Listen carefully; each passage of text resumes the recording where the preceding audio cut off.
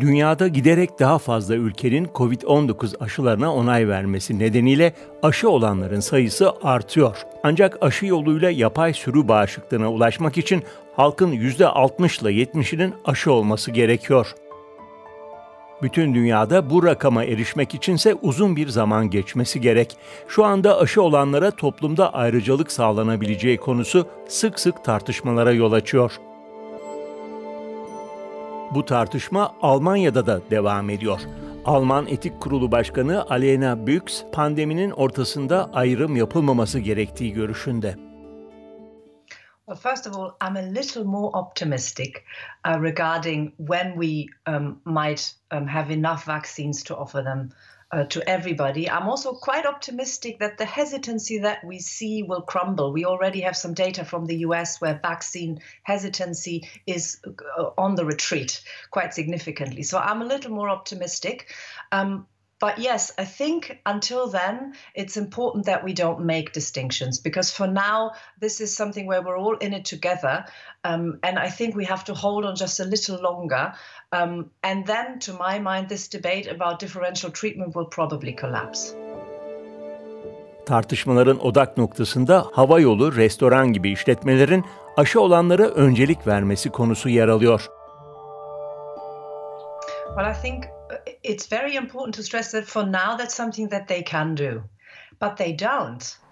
And I also believe that once the vaccine is available to everybody, we will very quickly get to a situation where this is not something that restaurants will ever consider, because why should they? Most people will be vaccinated, and why should they put barriers in front of entry? I think it's a little different in the work context, in the workplace, where people, for example, are working with vulnerable groups. That's a different matter. And I think it's really important to consider whether there might be situations of discrimination or whether it might be justified to ask for vaccination. But I think the leisure sector certainly isn't where this is going to be a big thing. I'm quite sure. Aralarında Almanya'nın da bulunduğu birçok ülke, kızamık gibi bulaşıcı hastalığa karşı aşı olmayanlara hizmet sağlamayı reddediyor. Peki bu durum koronavirüs için neden farklı olsun? Well, I think we are obviously in a different situation because we are in a pandemic and we have restrictions at place. So I think the context is a little different. But to be very honest, I think we will have to look very specifically at what sector we're considering. I think the call for blanket bans of treating people differently that have been vaccinated, that's probably not a very good way to start. For my taste, this debate is a little overheated right now. Büchs, halihazırdaki tartışmaların insanlar arasında görüş ayrılığı yaratan konuların ne olduğuna dikkat çektiğini ve ağır pandemi koşullarıyla mücadele sırasında bunun yapılmamasının daha etkili olacağını söylüyor. Very well put.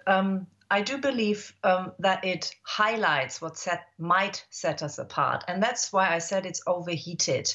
Because for now, we don't even know whether the vaccine really prevents further infection. So we're talking about a hypothetical for now. We might not know for months. And until then, it wouldn't even make sense empirically. But what the debate does is, of course, it puts the spotlight on what might set people apart in the future. And I believe in a situation such as this, it might be more helpful, at least while we're still struggling with lockdowns and struggling with a very heavy wave of the pandemic, to focus on what keeps us together. And that's joint efforts against the pandemic. So I believe it would be good to cool it down just a little. Aşı olanlara öncelik verilmesi tartışması Avrupa'nın diğer ülkelerinde de gündemi oluşturuyor. İspanya aşı olmak isteyenleri kayıt altına alacağını ve bu bilgiyi Avrupa Birliği ülkeleriyle paylaşacağını duyurdu. El registro COVID-19 es un requisito y una medida de prudencia Bueno, en todo proceso de vacunación es muy conveniente tener los datos para poder hacer un proceso de farmacovigilancia y hacer los estudios pertinentes, y es un registro que tiene esta finalidad. Es verdad que además todos los organismos internacionales y europeos en concreto recomiendan que tengamos datos, que compartamos la información de farmacovigilancia y de proceso de vacunación entre nosotros. İspanya'da bu fikre destek verenler bulunduğu gibi hükümetin bu kararıyla aynı fikirde olmayanlar da var. Bueno, que cada uno tengamos la elección de ponernos la vacuna o no, esto me parece bien, y que se registre dentro de un registro me parece también bien, porque hemos estado pidiendo la vacuna mucho tiempo, y que ahora no te la quieras poner porque es relativamente nueva, me parece una tontería, y me parece bien que se registre. ¿No te la quieres poner? Vale, vas a estar ahí como que no te la quieres poner. Pues me parece que hay una intención detrás de todo esto, que no la dicen, pero que no me fío. No me fío de lo que quieren hacer con esos registros que están planteando. Realmente creo que atenta contra las libertades, es decir, me rechina bastante que lleven un registro de la gente que se vacuna y sobre todo de la que no.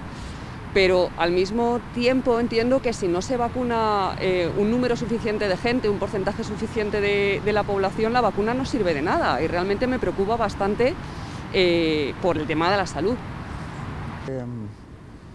Se invade un poco lo que es la libertad individual en aras del bien colectivo, ¿no? A mí me gustaría saber si realmente una presión de este tipo va acompañada con las debidas garantías sanitarias, es decir, si realmente no vamos a tener efectos secundarios que luego podamos lamentar. Esa noticia, pues hombre, no me parecería bien porque es un poco discriminatorio. En un país donde estamos en democracia, pues no me parece que esos datos se compartan con otros países y que tenemos que ser libres de ponernos o no ponernos la vacuna. Creo que es importante ponerse la vacuna, pero aquellos que decidan de no ponerse la vacuna, pues es muy respetable. İngiltere'de bu tartışma ülkedeki aşılama sürecinden sorumlu Sağlık Bakanı Nadim Zavai'nin bir çeşit aşı pasaportu verilebileceğini söylemesiyle başlamıştı. Bunun üzerine Devlet Bakanı Michael Gove ise böyle bir uygulamanın olmayacağını belirtti. Ülkede konuyla ilgili resmi olarak verilmiş bir karar yok. Rusya'da da Devlet Başkanı Putin'in talimatıyla yerli aşı olanlara uluslararası geçerliliği olan bir sertifika verilmesi için çalışmalara başlandığı belirtildi.